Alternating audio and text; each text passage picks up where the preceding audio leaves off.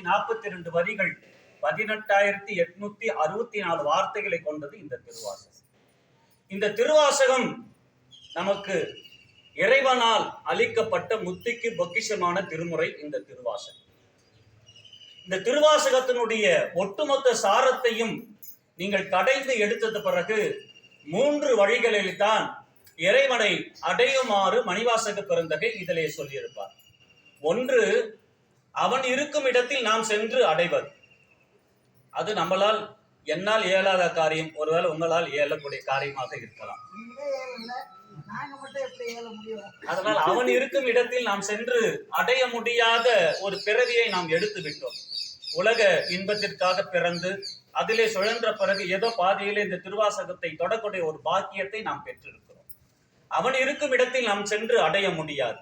மணிவாசகர் சொல்றார், அப்பனா நீ இருக்கும் இடத்தில் அவனை கொண்டு வந்து அடைய முடியுமா? அவன் இருக்கும் இடத்திலே நம்மளால அடைய முடியாது.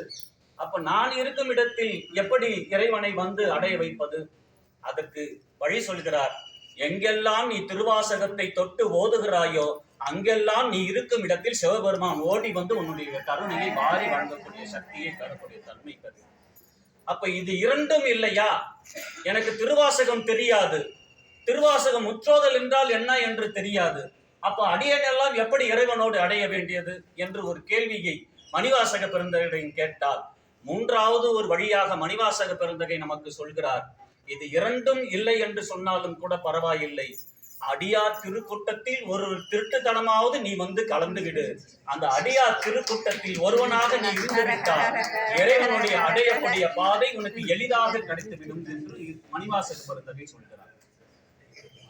நம்மளுடைய முன்னோர்கள், முனிவர்கள், ரிஷிகள், மகான்கள், சித்தர்கள், 4 பெருமக்கள், 63 நாயன்மார்கள், 9 தொகடியார்கள், இவர்களைப் போல சன்னியாசிகள், இவர்கள் எல்லாம் தன்னுடைய 5 புலன்களை எல்லாம் அடக்கி இறைவனோடு அடையக்கூடிய வழியாக அவர்களால் இயலும்.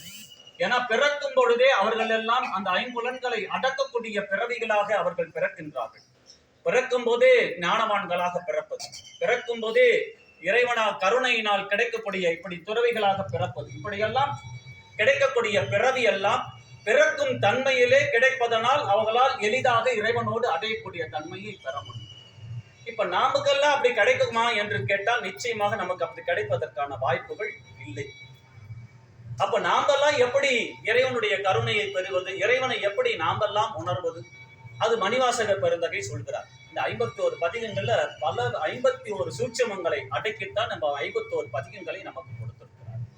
இந்த 51 பதிகங்கள் என்று சொல்லக்கூடிய பட்டியல் எடுக்கக்கூடிய இந்த 51 பதிகங்கள் நீங்கள் ஓதக்கூடிய அந்த பதிகங்கள் அச்சப்பத்து, அச்சோபதிகம், அண்ட பகுதி, அடைக்கல 10, அதிசய 10, அம்மானை, அருள் 10, அற்புத 10, அன்னை 10, ஆசை 10, ஆனந்த மாலை, உந்தியார், உயிரினு 10, எண்ண பதிகம், எம்பாவா, ஏசரவு, கண்ட 10, கழுகுன்ற பதிகம், கீர்த்திக்கீரவன், குயிர் 10, குலா 10, குழைத்த 10, கோத்தும்பி, கோயில் திருப்பதிகம், கோயில் மூத்த திருப்பதிகம், சதகம், சாழல், சிவபுராணம், செத்திலா 10, சென்னி 10, தசாங்கம், தெல்லோனம், தோணக்கம், நீத்தல் விண்ணப்பம், படையாட்சி, படையெழுச்சி, பண்டாயினார்மொழி, பள்ளி எழுச்சி, பாண்டி பதிகம், பிடித்த 10, பிரார்த்தனை 10, புணர்ச்சி 10, புலம்பல், பூவிதொலி, பொசுண்ணம், பொன்னுஞ்சல், போற்றி திருவகவல், யாத்திரை 10, வார்த்தை, வாழா 10, திருவன்பாய் என்று சொல்லக்கூடிய 51 பதிகங்கள். இந்த 51 பதிகங்களைத்தான் இன்று நீங்கள் முற்றோதலாக இன்று நடத்தப் போகிறீர்கள்.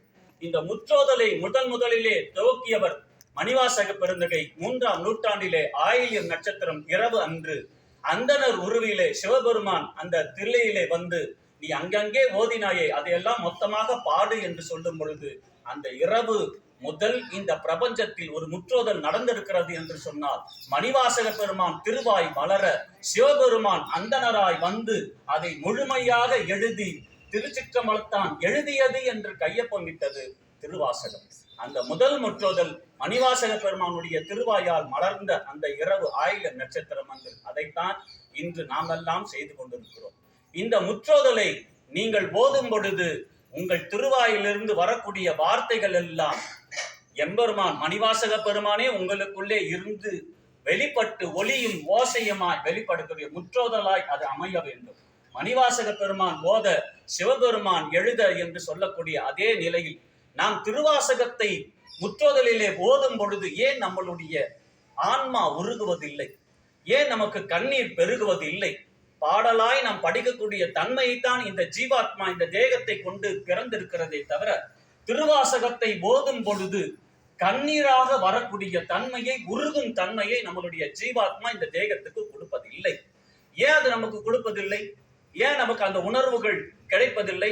மணிவாசகர் மட்டும் சொல்ல சொல்ல சொல்ல சொல்ல கண்ணீராய் வடித்து எழுதியதுதான் இந்த திருவாசகம் என்று சொல்லும் பொழுது, நமக்கு மானிட சட்டையை தாண்டி இந்த ஜீவாத்மாவை பிறந்து நம்ம வந்திருக்கக்கூடிய நாம், திருவாசகம் நம் கையிலே கிடைக்க பெறுகிறது என்று சொன்னாலே, உன் எப்பொழுது எக்கணம் உனக்கு திருவாசகம் உன் திருக்கரங்களிலே வந்து அடைந்திருக்கிறது என்று சொன்னால், அது சிவமே உன்னிடம் வந்து தஞ்சம் அடைந்ததற்காக மறைப்பொருளாக இருக்கிறது. அப்படிப்பட்ட திருவாசகம் உன் திருக்கரங்களிலே வந்து அடைந்த பின்னும் அதை வார்த்தைகளாய் ஒளியாய் நீ எழுப்புகிறாயே தவிர உருகும் தன்மை இந்த ஜீவாத்மாக்கு கிடைக்காமல் போவதற்கு காரணம் என்ன? அதைத்தான் நம்மளுடைய முன்னோர்கள் எல்லாம் இந்த ஐம்புலன்களை அடக்கி உணர்வுகளை, இறை உணர்வுகளை, சிவ அனுபவத்தை பெற்றார்கள். ஆனால் நாம் இந்த ஐம்புலன்களை அடக்க தெரியாமல் அதிலேயே நாம் விழுந்து இருப்பதால் இந்த ஆத்மாக்கு உருகும் தன்மை கிடைக்காமல் இருக்கிறது. அப்போ மணிவாசகர்கிட்ட புதியதான ஒரு யுத்தியை மணிவாசக பிறந்தகை நமக்கு சொல்லி கொடுக்கிறார். நம்ம எல்லாம் பிறக்கும் போதே ஞான பிறவிகள் இல்லை. என்னால் ஐம்புலன்களையும் அடக்கி சிவத்தோடு ஐக்கியமாக முடியாது. அப்பனா நான் எப்படி இறைவனோடு ஐக்கியமாக முடியும்?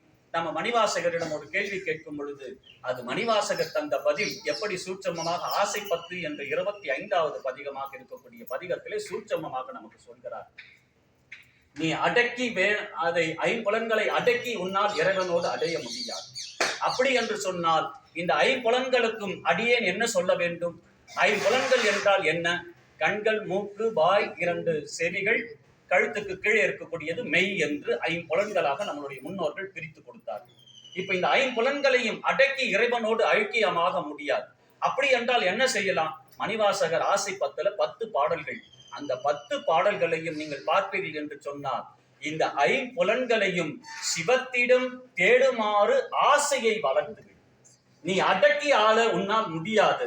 அப்ப அடக்கி ஆள முயலவில்லை என்று சொன்னால் இந்த ஐம்புலன்களையும் சிவத்தை தேடுமாறு ஆசைகளை தூவிவிட்டு கண்கள் எப்பொழுதும் எம்பெருமானுடைய திருவடியே பார்த்து கொண்டிருக்க வேண்டும் என்ற ஆசையை தூண்டிவிடு.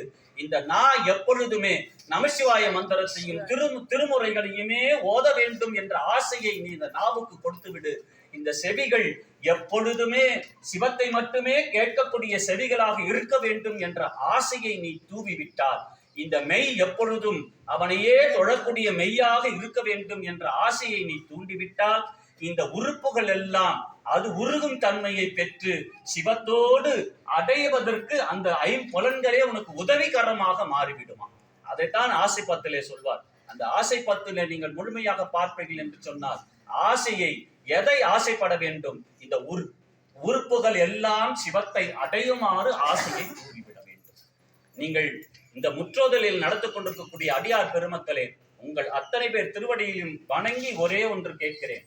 நீங்கள் ஒவ்வொரு நாளும் உங்களுடைய வாழ்நாளிலே காலை பொழுதோ மாலை பொழுதோ எப்பொழுதோ அடியேன் சொல்கின்ற ஒரு பாடலை நினைவிலே வைத்து உங்கள் ஜீவாத்மா அதை நீங்கள் உருகும் தன்மையை பெற வேண்டும் என்று சொன்னார்.